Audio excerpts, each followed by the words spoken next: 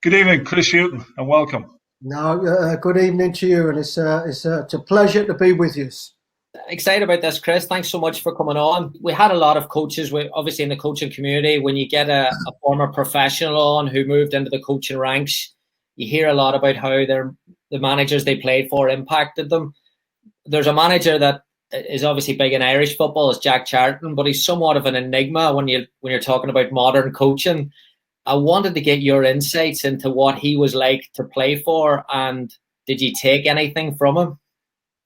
I think certainly the longer that you are a manager, you go back and you think about the things that you learnt from your previous managers, and I think at the time, I think most people felt about Jack that he had a way of playing that didn't perhaps experiment too much with the qualities of a team. It wasn't a game really that was based on possession, and it was very much an English style of play. And I think most people saw Jack that way. But I think it's only as you coach and you're in coaching, you appreciate what a good manager and coach Jack was, and some of what he did was about simplicity, and about repetition, about everybody knowing their job. So it's no different if you are an expansive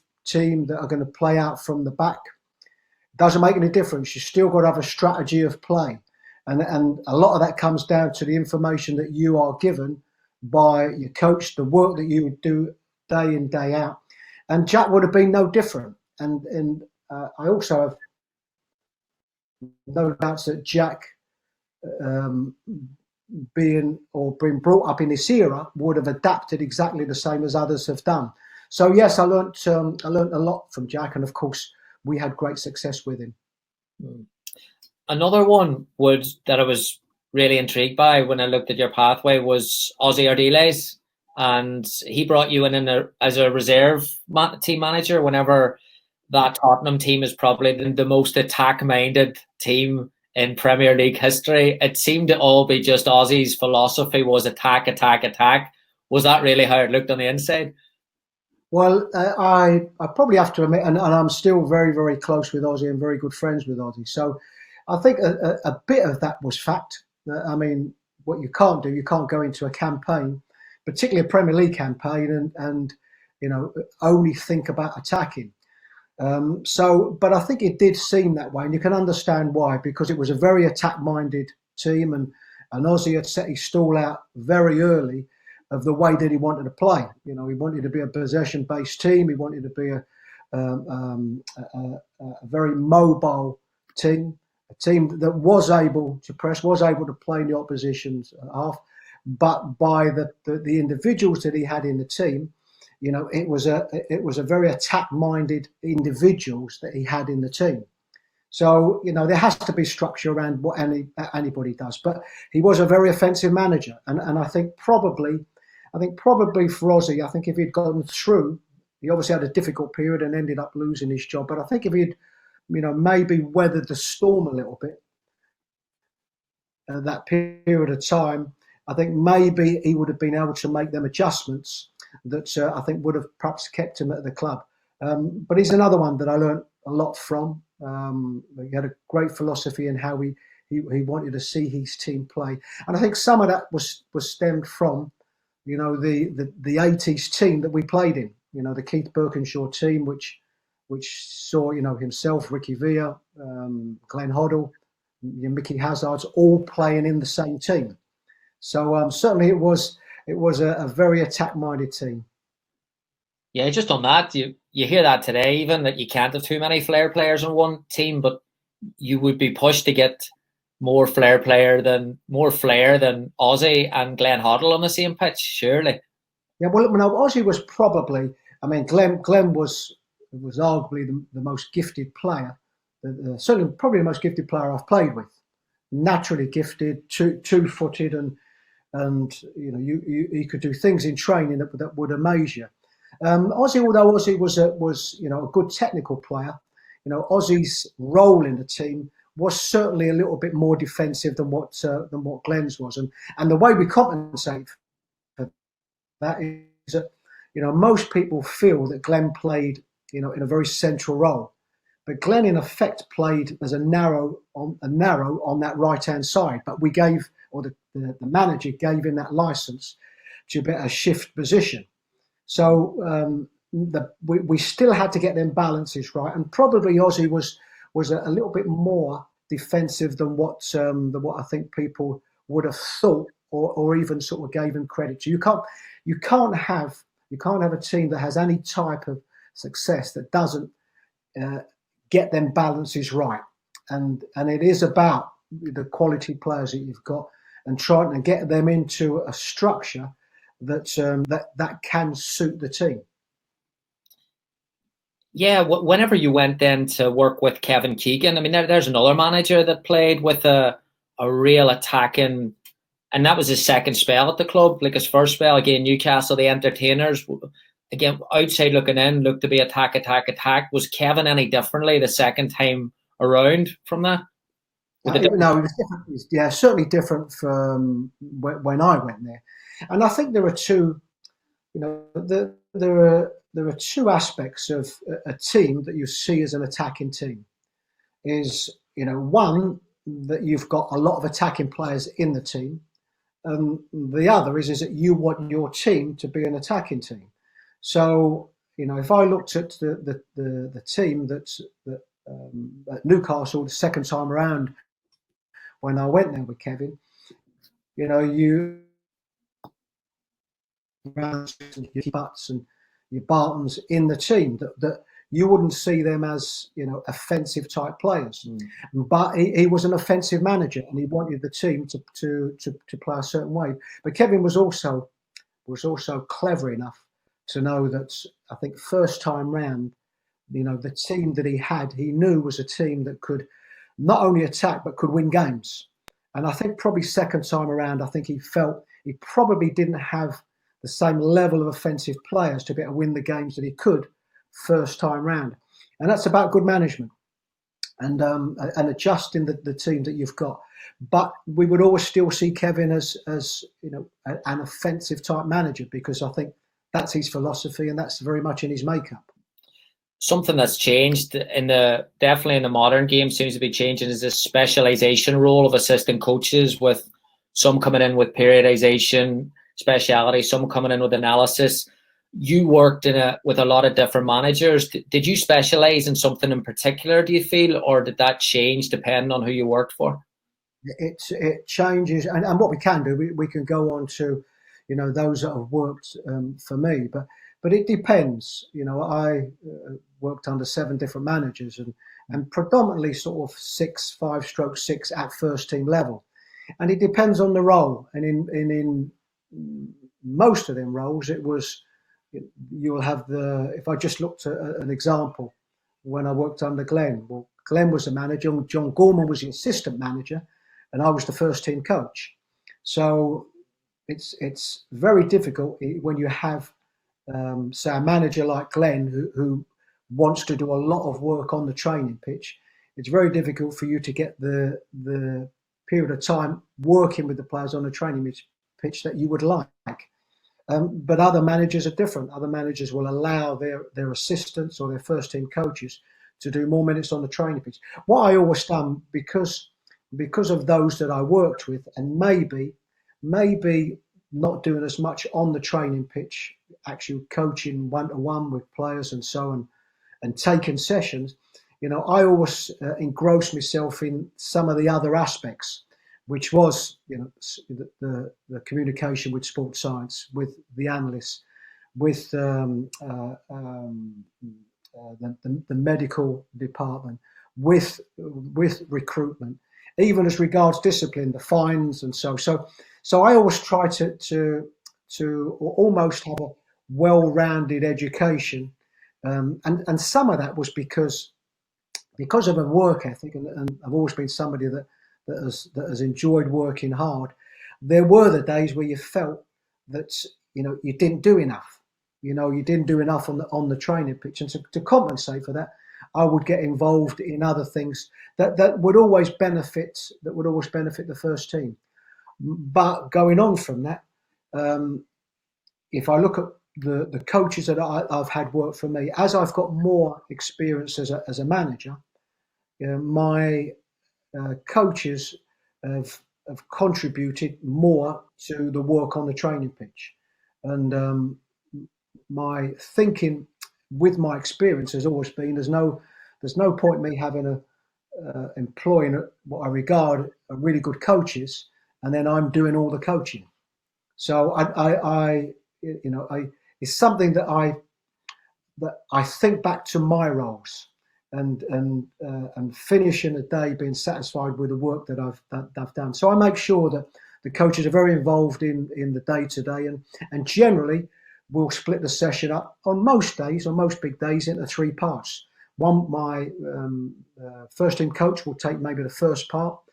My assistant manager, whatever it is, possessions, small-sided games, will take and then certainly anything tactical related, game related, I will take, and I think it just gives them that good feel factor that they've really contributed. Another trend, I suppose, in modern day management is this managing upwards now, I suppose, at all levels of the game, but in particularly in Premier League and the professional game, with so much turmoil in some of these clubs. And Newcastle, it must have been unreal. With that turmoil upstairs and the pressure on the result, do you have to build relationships? Do you have to sacrifice time with relationships, or how does that process work? It's something that you have to continually work on, and it's become more important, I think, than ever. Certainly with the change in face of ownership and CEOs, and so we all remember, many years ago where the communication probably would have been between the manager and probably the club secretary. The chairman wasn't involved in the day-to-day runnings of the club, and possibly that one conversation with the chairman once or once a week or once every couple of weeks. The modern day owner, chairman, CEO is far more involved in the club these days. And of course, when you've got new owners that have invested so much money into their clubs, they want to be made aware of everything that's going on. They want to be a part of everything that's going on. So them lines of communication between the manager upwards is more important now than it's ever been. And in a period of time where we see the average tenure of a manager being probably 14 months now, and we know that the hiring and sacking game, can be so quick and prevalent in our game, is that to give yourself the best opportunities is it's about, I say, that regular communication, that those above are aware of the day-to-day runnings, your decision making, and there's never anything wrong with picking up the phone to your CEO, to your owner, when you are making that decision, and making sure that he's on board with it.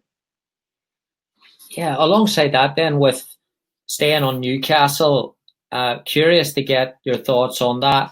The summer that you got relegated, and I always remember there was a lot of big names in that squad on what we were led to believe to be a huge amount of money. There was a bit of unrest on who was going where, but you seemed to get that squad turned around really quickly and tight to start the championship really well and go ahead and end up almost comfortably winning it. What was the secret to doing that off the pitch in the summer?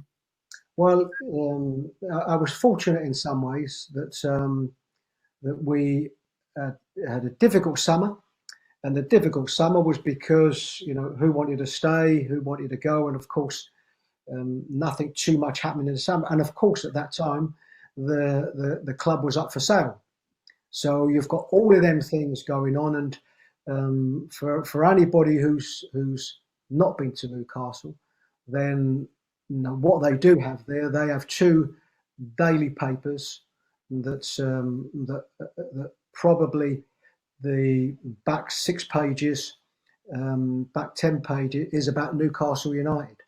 And it's the type of city and club that it is. They're fanatical about their club. And so it was day to day, Sky Television, was the club being sold, somebody had come in. So all of that we had in the background. And then it was about which players wanted to go, which players wanted to stay. And unfortunately for us, the players had a meeting. Players had a meeting into pre-season. Pre-season had gone really well. Then we had a big defeat at Leyton Orient, which was a big surprise. And very quickly after that, when there were a few sort of harsh words said, the players determined the ones that wanted to stay and the ones that wanted to go. And from that moment on, things became easier. And they became easier because of 2 points.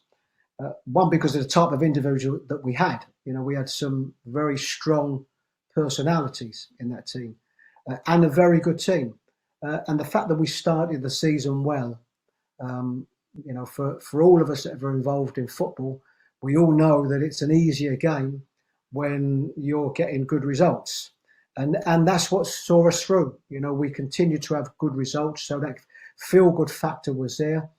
And of course, everybody then, even earlier in the season, everybody's focus on them was to make sure we stayed in that top 2 or stayed at the top of the division to give us the best chance to get back to promotion. You built a really, really good reputation of the relationships that you have with the players. And I was interested to see in one of your interviews that Gary Lineker spoke about that you always tell the players that aren't starting the game ahead of time that they're not starting. Do the two go hand in hand? Do you think that communication, is that something you picked up as a player? Or where did you learn to value that? Yeah, and I think so. And I think it's a few values as a player. Yes, if I think of my time at Tottenham, we were always told, but it wasn't as difficult then because of my age and experience. I played in an area where we only had 1 sub, then 2 subs.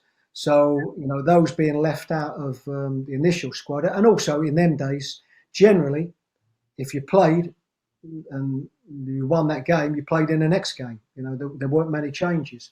But I think the change now in the attitude of a lot of managers is because the squads have become bigger, and it's a lot of work. It's a lot of work to talk to a lot of players, before the game on the Saturday to say that they're not playing. But it's something that I think as a player that I would always want. So yes, there are the odd occasions when maybe 2 games in a week and everything's happened so frantically that you're not able to get around, or I might decide I'm just going to play the same team.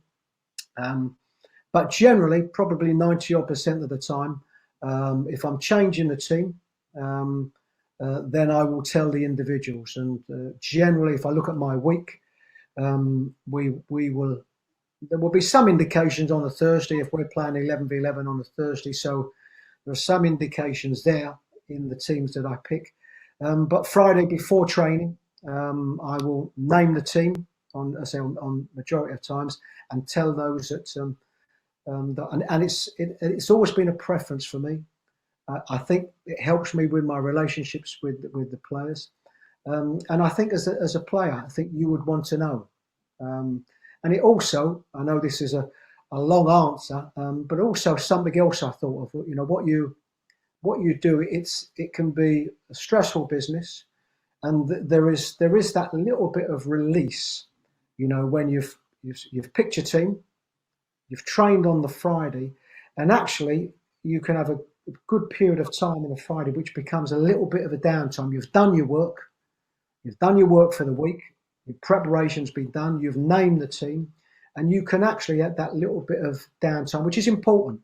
But if you haven't named the team, there's still that little bit that's going on in your mind. Shall I change it or so? So that's the reasons why that I always do it, and certainly I think it's better for the players. The going on that stress level and the pressure that pressure cooker that a Premier League manager lives in. How do you manage yourself during the week to try and, I suppose, just stay on top on match days? Do you come down after a game and then get away, or how do you manage your emotions? With great difficulty, and I would tell you, all the things that you should do, but every manager you speak will tell you exactly the same. They will tell everybody else what you should do, but it's hard to take them lessons yourself because you are so engrossed with the work that you do, the day-to-day runnings of the football club, and there is always something. But you do try, and I must admit, I'm probably for me, I made sort of a conscious effort because if it's up to us, there's football on every night. We take videos home, we take the laptops home. There are so many players that you need to recruit and look at. So I have made a conscious decision, I must admit, over the last couple of years to maybe watch some other television in the night. And I'm not talking about news because I'll possibly watch that very early in the morning and somebody that likes to keep on top of the news. But, there might be documentaries, an hour on documentaries, sports documentaries. There might be a series, ones you have there like your Billions or Ozark that's on at the moment, that type. And I made a conscious effort to at least to try and have an hour and a half every evening, just switching off, watching something else. So probably that's my little bit. In general, it's very difficult because it's so full on. And of course, there are the emotions on winning and losing games. And there isn't anything that will change this. The Sunday mornings are brilliant Sunday mornings when you've won on a Saturday. Sunday mornings are not good Sunday mornings when you've lost. And probably just going on from that one, what I do try to do is to analyse the game, give a post meeting as quick as I can after the game, and obviously get that out of your system. I really appreciate you be willing to address the current issues, obviously, around the world at the minute. Reading one of your articles in The Guardian last week, you said that if I'm looking at the protests and wondering if it'll change things, the answer is yes. I wanted to get your thoughts on what key areas do you think we can make progress in the short term? Are you talking about in general or in the game? The game primarily, yeah. Yeah, well, it's about what I will do is I'll speak about what we have here in England, and there is absolutely no doubt that the incidences in America in the last couple of weeks have affected, I think, everybody here. I don't think there would be anybody here that hasn't been affected by it.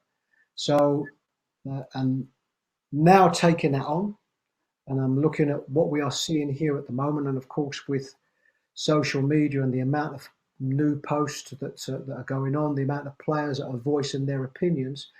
This is my thinking and desire that I think it will lead to change.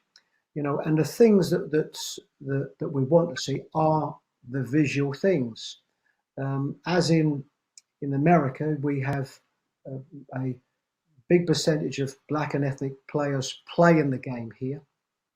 And if I look at the symbol here in England, of course, is the England national team. And if you go through the England national teams, and in particular, the younger teams, the under 21s, the under 20 to 21s, under 23s, under 18s, there would be quite a big representation from the black and ethnic community. So for a game that has so many black and ethnic players in it, then the percentages of black and ethnic coaches, black and ethnic individuals, be that men or women, in the visible positions in the game, sports science, of course, directorship level, ownership level, is such a small percentage. The way that I've always spoke is that what we had here in England is we have had and have racism in the game. Racism has existed in our game, and I think we are aware of that from, what went on in the turnstiles. In the spectators. What we recently saw in some of the England games, what we have seen still in the crowds here, what we saw, on the pitch, racial prejudice and racial abuse on the pitch. So it's something that we know existed in our game. And I don't think there's anybody that doesn't accept that it existed. So I think the game has a responsibility. The game has a responsibility to redress imbalances, to right some of them wrongs, and to show a real enthusiasm for that change. So, that responsibility is not down, and what you are hearing at the moment, you are hearing some very vocal comments from players, which is fabulous, not just black players. And as we are seeing in the marches and the protests, it's not just black and ethnic faces that you're seeing there. It's incredibly multicultural. So that's something that's pleasing to see. And we all have a responsibility for that to change and to put the processes in place for that to happen. Have any US coaches on any sport, with England and British football being almost ahead of the curve on this, like you said, about the experiences that it's been happening there for 20, 30 years? Have any US coaches or any professionals from over there been in touch with you? Have you been communicating with anyone on it? No, we haven't. And I think there is no doubt what has happened is that in the recent resurgence of what we're seeing on social media, of course, Black Lives Matter, and of course the others in America have highlighted the problems that we have in this country and have had in this country, and I think as in other countries. So I think what happened in America is no doubt very much dovetailed, and we're seeing that very much here now and in other countries. So I think with regards to communication between the countries, no, I don't think particularly that has it. But what it has done, it's made everybody aware.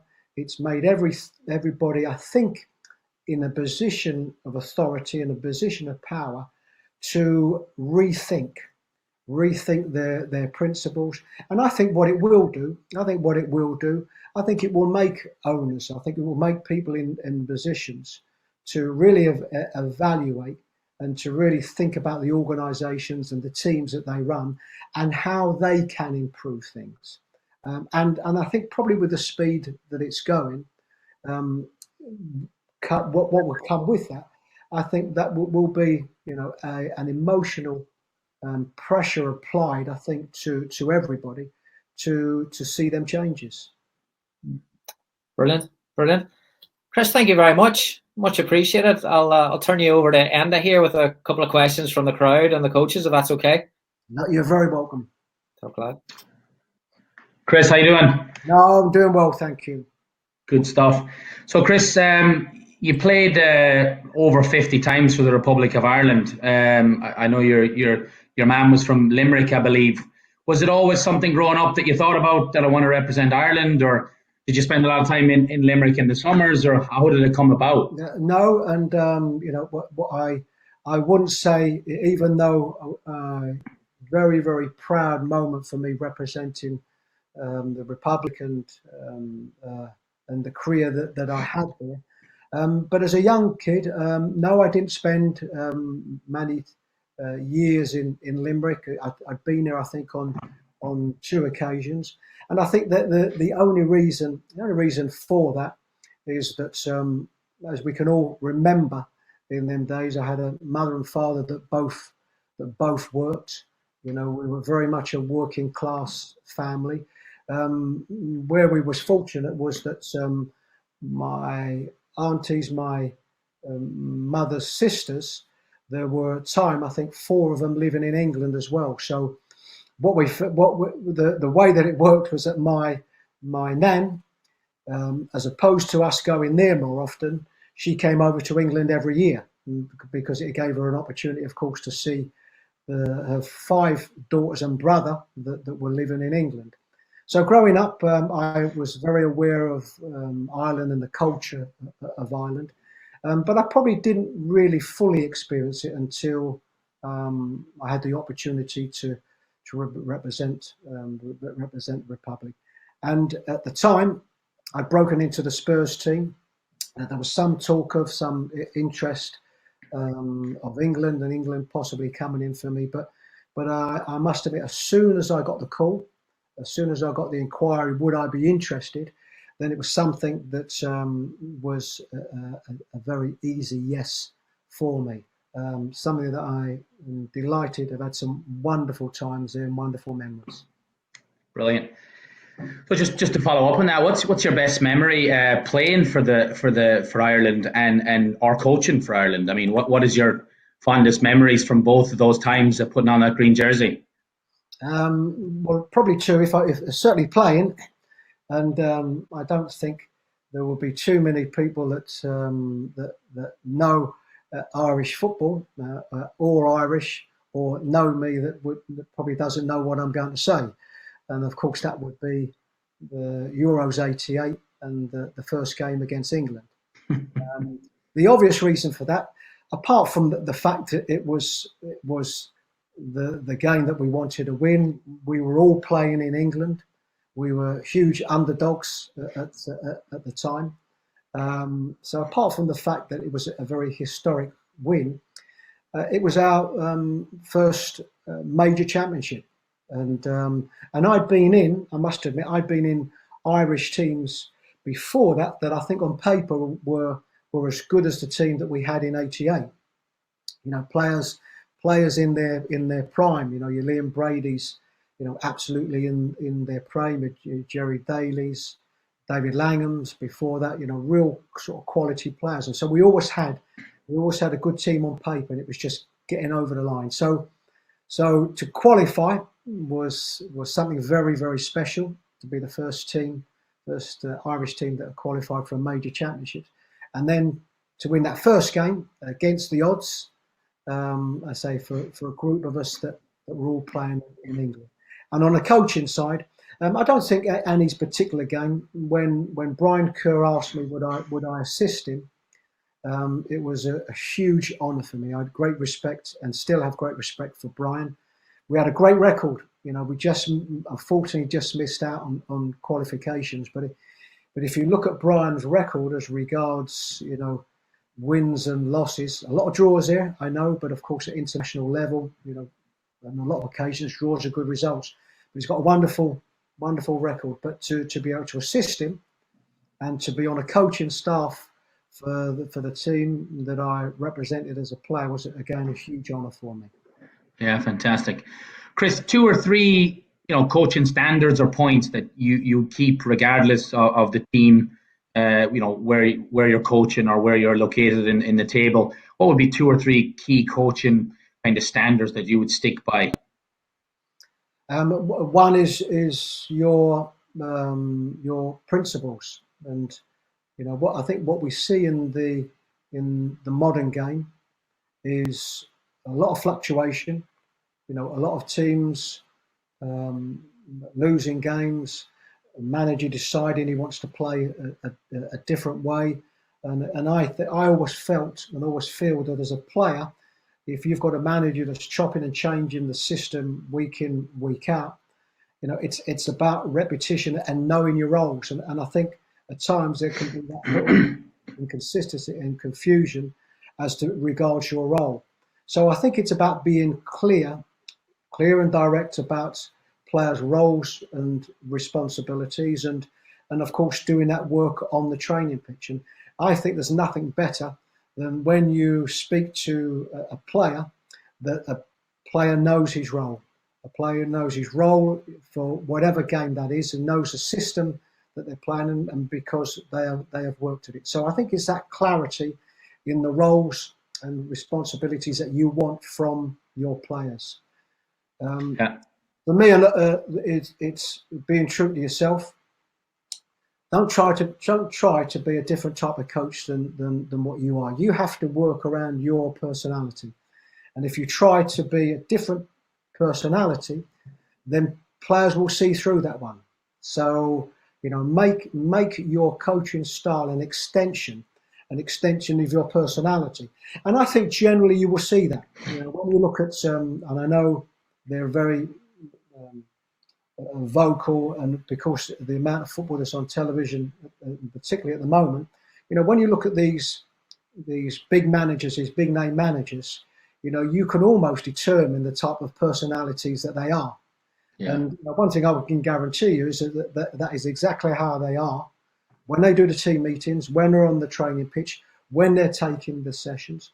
So try not to be something that you're not, and absolutely the clarity of roles and responsibilities, what you want from your players. Brilliant. Data analysis, Chris. How much do you use it? How much do you dive into it yourself, or do you leave it to your kind of analysis department, or would you like to, do you dabble in it yourself a wee bit and look at it, or do you trust what's going to come out from the department? Yeah, well, I think it depends. I'm fortunate that I can tell you one thing. When I left Norwich and this is the change in what we have in modern sciences. When I left Norwich, we had two full-time analysts. One on the first team that worked on our preparation for games, obviously meetings and so on, post meetings, and one on recruitment.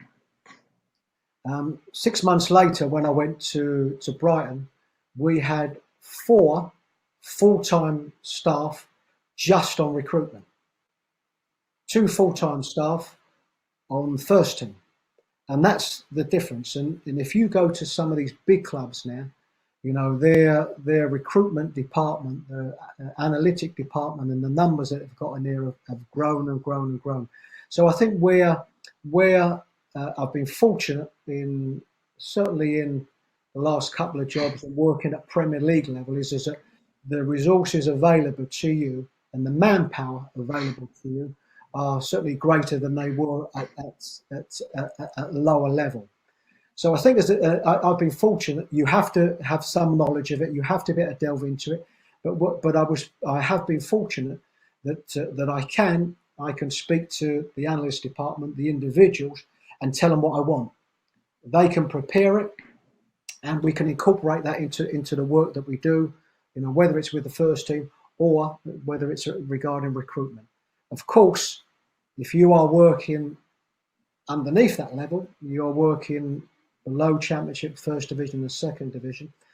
As a coach, you've got to have a decent knowledge, because a lot of that you are doing yourself, or you are doing it with somebody else. So you've got to have a fair knowledge of it. But it's part and parcel of the game. The big clubs will use it in so much of the aspects of the game now, and what they do at first team level. Yeah.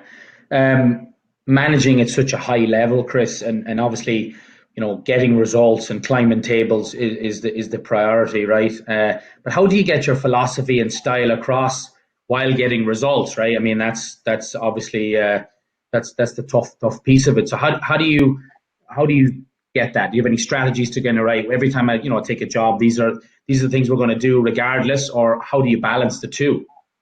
Yeah, well, the easy thing that I could say to you, and there is something in this one, is stick to your beliefs. We're often asked a question as managers is, what comes first? When you go into and I've heard lots of managers and them saying different things. When you go into a club, do you go into a club with a way that you want to play, a philosophy that you have, and you work with these players regarding that system, that philosophy, or do you go into a club determine the level of the players, the type of players that you've got, and determine then a structure, a way of playing that suits the players that you've got. Now there'll be managers that will say both, and I know in particular, I know Steve Bruce, when he went into Newcastle, and the system that he plays, of course, whichever way you look at it, 3-4-3. Sometimes that's a 3, 5 across midfield. But he felt that it was because of the players that he had that was the best system for them. I have always, in all the clubs that I've gone into, wanted to play a system, and the system would have been a 4-4-1-1, 4-4-2, whichever way, a flexible 4-4-2, or 4-3-3. And I've always wanted to play that one, and it's for me from day one to implement that structure, implement that philosophy with the players. And the way that you can do that, of course, is in 2 areas.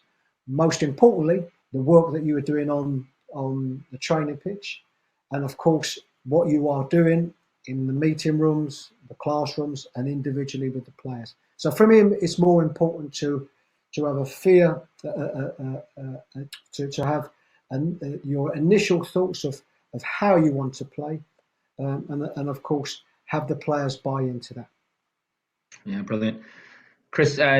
Jack Charlton, we all know what a legend he was for Ireland. Why did he fit so well for Ireland? What made him tick with being, I mean, he's, the man was a hero there. What made him tick? What made him such a great fit for the position in Ireland? Well, he was a great manager for us, and the reason for that is that what he did, he took over a group of lads. Where he was fortunate is that he took over a very talented squad, and probably, and this, maybe a little bit unfair to those that came before Jack, but I think he just gave us that bit of direction. What we'd missed out in the 2 campaigns before, and narrowly missed out, and I for one thought that Owen Hand had done a really good job with the players that he had, but we came close. So what we needed was somebody that was just going to get us over that line. And I think what Jack came with a system that was different. We were playing a more direct style than what we had played before. And I think what he did do, Jack, was that we all knew our jobs. There was no uncertainty about what we spoke about the roles, your roles and responsibilities in the team. From every individual, centre half, right back, we knew what was needed. And I think what happens is that sometimes, particularly when you've got a lot of players that are playing at clubs that are playing a little bit of a different way. I was at Tottenham that were a fairly offensive team, and we had great players, of course, at Manchester United and Liverpool. It can take a little bit of buying into. And for me, that was Jack's quality. The fact that when we saw what Jack wanted, when we saw the results of that, then everybody bought into it. And, I think you're, as a manager, I think you're a good part there, when you can see the quality that we had and a group of players that are buying into a way of playing. And I think you are a fair way there. Yeah, perfect. Chris, I'm not going to get away without asking a question. It's every second one here on the chat. Would you consider the manager's job at Birmingham? The Blues fans are calling you back, is some of the comments we're getting. Yeah, well, I've heard a bit myself as well, but I've been out of the game for a while, and what I have got used to, and as a manager, because you are never always in a job as a manager. It's part and parcel of the game, and of course the difficult part of the game is losing jobs. But what you also get used to, you get used to that to that speculation. One thing I would always say is that speculation is always flattering, because if somebody's talking about you or somebody's linking you to a job, then it's something that's always flattering. But what I would also say is that when you're commenting on these things, you also have to have respect. Always have to have respect for the club itself. And I had a wonderful time at Birmingham. It is speculation at the moment, and whatever happens with anybody, that going into that job, it's a wonderful club that needs to get back to. Really pushing to get back into them positions that will allow them to get back into the Premier League. So I know I've said that in a roundabout way, but my responsibilities as a manager means that I have to. But I say any speculation and any nice words that I've had said from the Birmingham supporters is always really appreciated. Yeah, they're loving you on here. I had 1 year there, and it's the only club that I've left, and the only reason I left Birmingham was to go to. We'd reached the playoffs, but didn't get promotion. We had a wonderful season, which saw us play in the Europa Cup, and it was one of the best. And I would say in my footballing career, one of the best years that I've had in my footballing career. And we travelled across to Europe, and I had Birmingham City supporters telling me that, they were hearing songs that they hadn't, Birmingham City songs that they hadn't heard sung for so many years. I mean, it was a wonderful season, and of course, we were afforded the Europa Cup because the club had qualified for the League Cup the season before that, beating Arsenal. So it was a wonderful journey that season, and one that I shall never forget. Brilliant.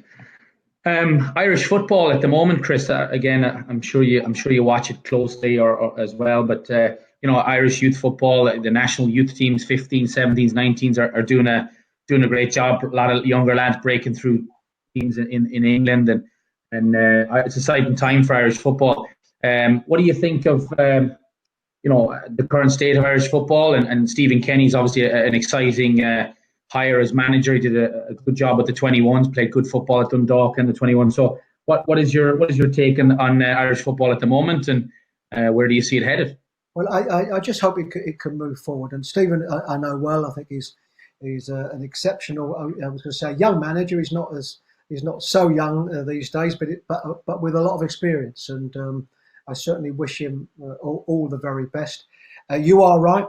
I think there are an array of really good talent in the underage teams, but I could also say that that has been there in the past also. I can think of many years and many periods where there have been so many good and exciting young players and young talent that have come from Irish and from the Irish leagues. But I think it's really just looking at the way that can improve the game in Ireland. There will always be players that will cross the water to come into the leagues, of course, here. But I think for all of us that have an interest in Irish football, it's about the League of Ireland and making the League of Ireland as good as possible, as sustainable as possible, the best quality as possible. And I think it's something that we've always wanted. There is also always going to be planes full of supporters, United supporters, Liverpool supporters, and those coming over to watch the London teams, coming over from the Republic to watch the English teams.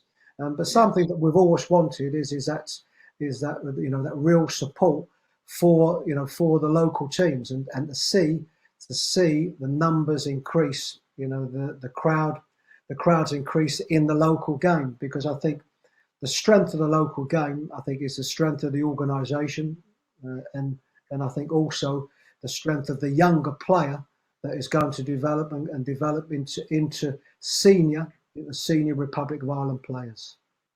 Absolutely. Last one for me, Chris. Have you ever looked into coaching, abroad, outside the UK and Ireland? Has that something that ever, tickles your fancy, kind, or do you think you'd like that, or do you think that's something you look to in the future? It's something that I am open to. If you ask me my my preference at this moment, and of course, I'm looking to get back into the game as quick as possible. My preference would be to manage here in England. But I am more open, perhaps, than I would have been in the past, open to different challenges. I have had some opportunities to travel, to manage abroad, and lots of inquiries, and there hasn't really been that one, I must admit, that has made me make that decision, or has made me come really close to that decision. But it is something that I am open to, and it's exactly the same as what it is here. It's got to be, the right job and the right challenge for me. Fantastic. Well, Chris, I'm going to turn you over to Dave. You're a gentleman. We really appreciate your time, and I wish you nothing but the best in the next move for you and your family. Lovely. Thank you very much. Chris, just to sort of segue on Enda's question there, there's two positions. John McDermott's leaving Tottenham, that role that he has as player development. And then you talk about the Ireland position. Do either of those positions have like an emotional hold for you, like in 5 years' time, that you could see yourself returning to Tottenham or taking over the manager's job at Ireland? Okay, and the situation now, you're talking about the manager's job in Ireland. Yes. Yeah, I mean, both have an emotional, strong connection for me. The Tottenham connection, of course. I spent 27 years there as a player and as a coach. So it is my team. It's the team that after looking at the results around us, it's the first result that I look for. I thoroughly enjoy going there for games, and I'm always very well looked after whenever I go back. So yes, it does have an emotional hold. But I spent 27 years there, and on any way that I went back, it's about what position that I would go back there in. I have a lot of experience, of course, in coaching, in and around the first team, and of course in management. So I would absolutely never say no to a return. But also, there possibly will be a time when perhaps I've managed. And I'm looking for something outside of management, but at this moment, it's very much about management. As regards the Irish job, I think it will always have an emotional hold for anybody, I think, that has represented their country, and I would be no different. At this moment, my real desire, passion, the things that really motivate me are the day-to-day football, and probably that's the biggest difference. And I think when you speak to international managers, I think that is the thing that they say they miss the most. The day-to-day work on the training pitch with the players. Of course, what you do have is that you have the honour of representing your country as the manager. And of course, that on the balances, I suppose that can take over. But at this moment, it's still very much for me about the day-to-day management of players and being on the grass with them. So you're looking at a return to management. I know when you were out of work in 2014 with Norwich, you took a corporate management program you studied in college. What have you done in this period for your own professional development? And in general, what are some of the professional development opportunities you've taken on to improve yourself as a coach or a manager? Yes, well, the course I took was in governance, and very difficult. And what happened is that I got the Brighton job in January the 1st, so I still had, I think, some 3 months to complete the course. So it was quite difficult, but I was delighted that I'd done it. And probably the reason why I'd done it was because it was just to experience other aspects of life and in the game, and what it's like at board level. And I don't know, at some stage it might be something that would interest me. So first and foremost, that's the reason why I did it. But I think we all have, and particularly the young coaches, and you will have a lot of young coaches listening and taking advice It is about a thirst for knowledge. The game has changed, and there are so many new aspects of our life, so many new roles in the game. When you think back to certainly when I was first playing, and there would be a manager, an assistant manager, one doctor, one physio. Now these are huge departments.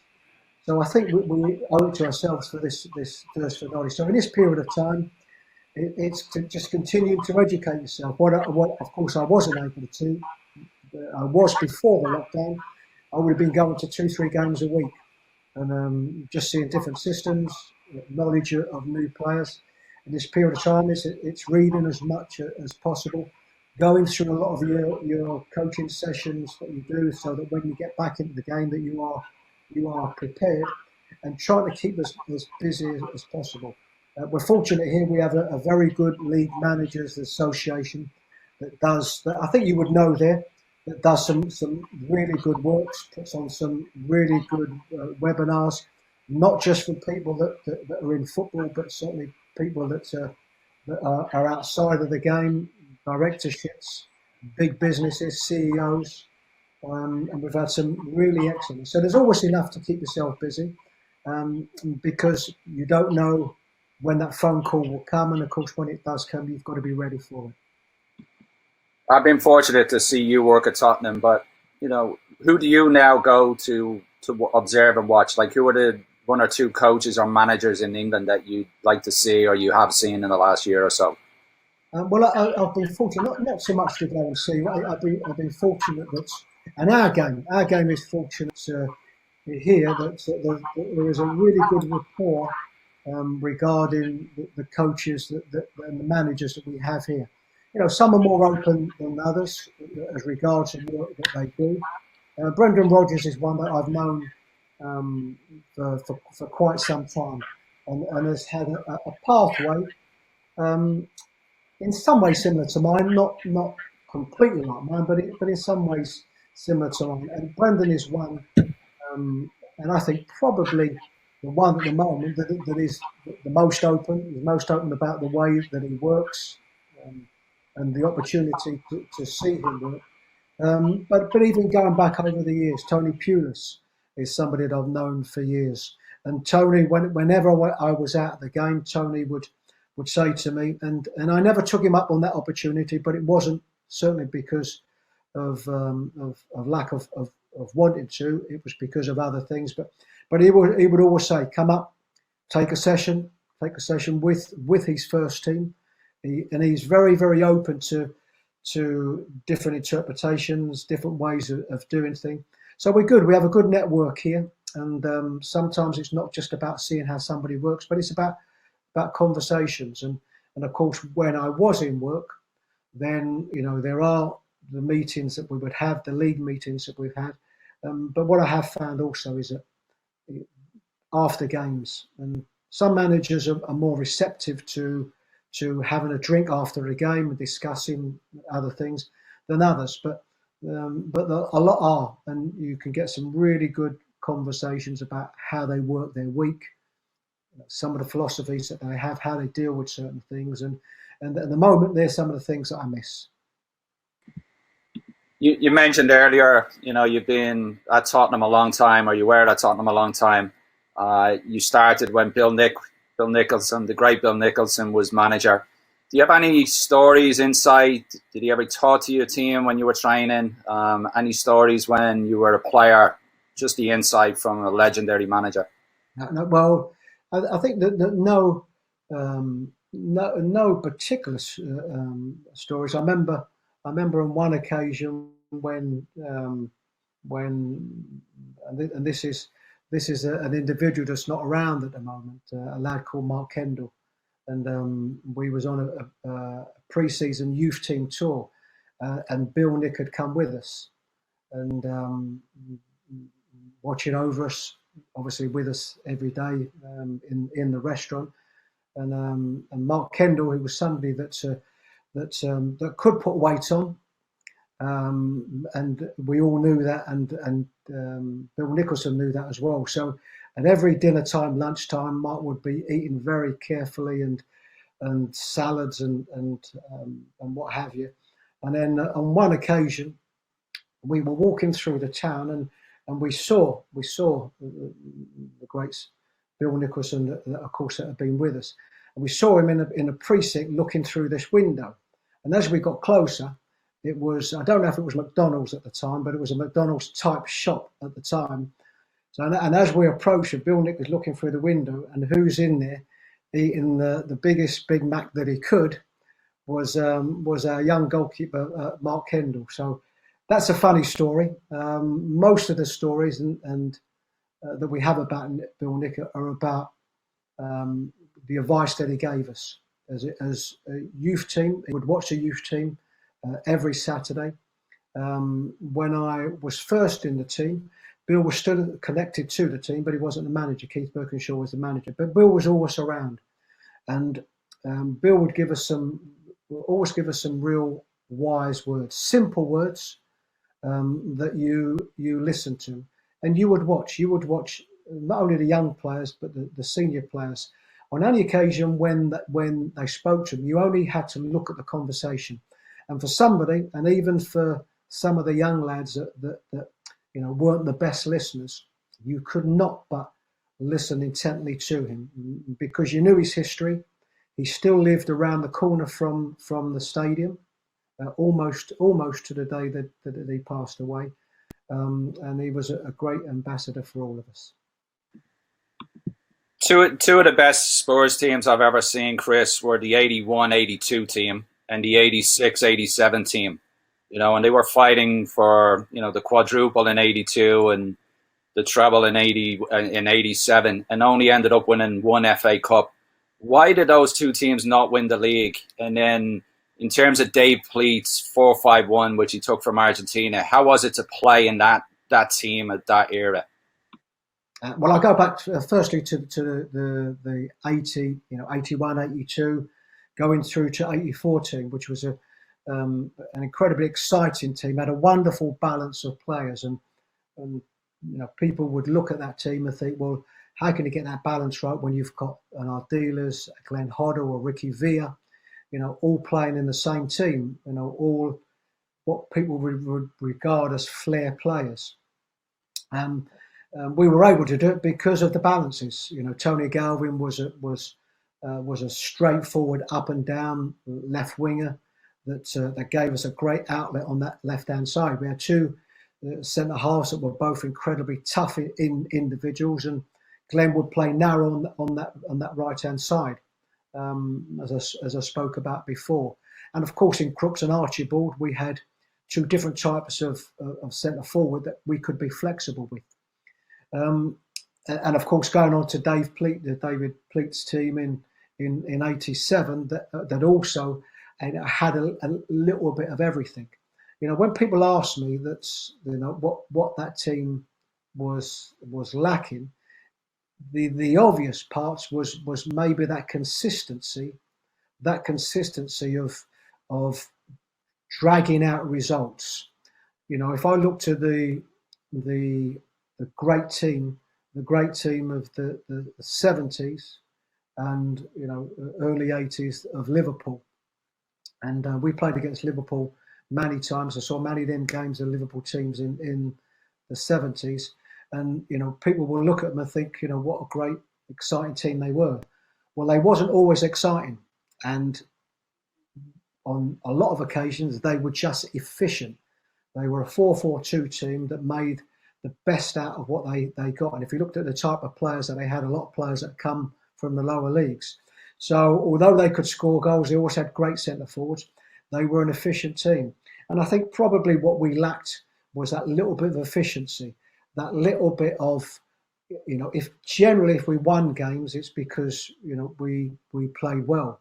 Liverpool, that great Liverpool team, and I think Everton also, I think when they were at best, and certainly the Arsenal teams, under George Graham, they didn't have to play well to win football matches. And I think that the Tottenham teams that you spoke about, not all the time, but I think on probably more occasions than other teams I've spoke about, had to play well to win games. I'm going to close out with one last question that Gary usually asks of all of our guests is, what advice would an older Chris Hughton give to a younger Chris Hughton in terms of his career, both as a player and as a manager? Yeah, it's a very, very good question, and of course, I've been around a long time. Probably one of the answers, which I spoke about before, is to be yourself and to work within your personality, because your personality is what will see you through. It will what will define the type of coach that you are, and your coaching style. That will define you.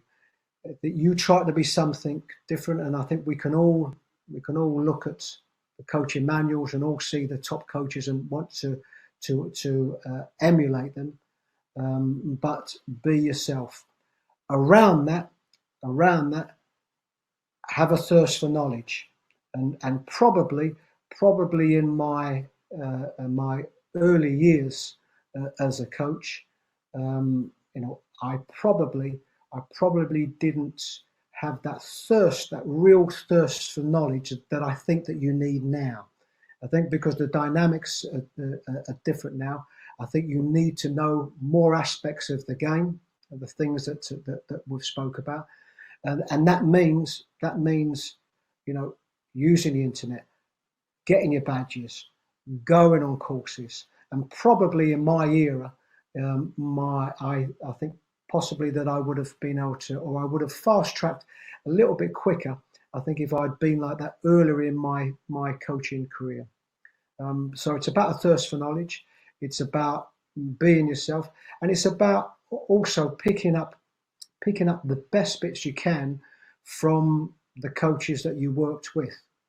And there will be good parts of every coach. There will be parts that you don't agree with, and there'll be parts that you think, well, I don't really want to take that on my journey with me.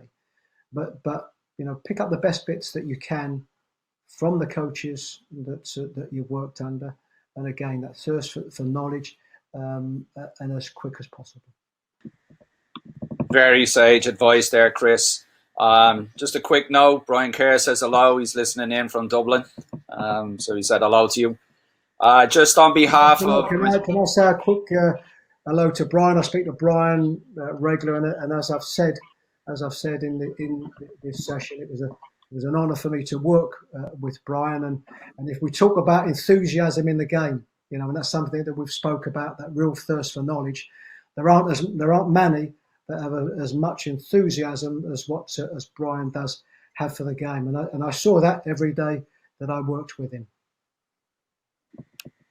Thanks, Chris. I appreciate it. It's been an absolute pleasure. The advice, the insight that you've given.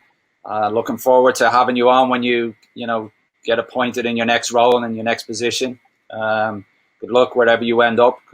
So I'm going to hand you back to Gary to close out. Yeah, no, just echoing that there, Chris. This has been amazing. Some brilliant advice, and really appreciate your honesty and your insight. So we'll hopefully keep in touch, and maybe get you on again sometime in the future. But look forward to seeing you back in the game, and keep safe. No, and I really appreciate the platform, because platforms like this are important for everybody. We have a great love for the game. It's something that I enjoy. I enjoy talking about the game, and every time somebody gives me that opportunity to talk about it, it's something that I really enjoy. So thank you very much to everybody that's listened or will listen, and I look forward to seeing you again soon.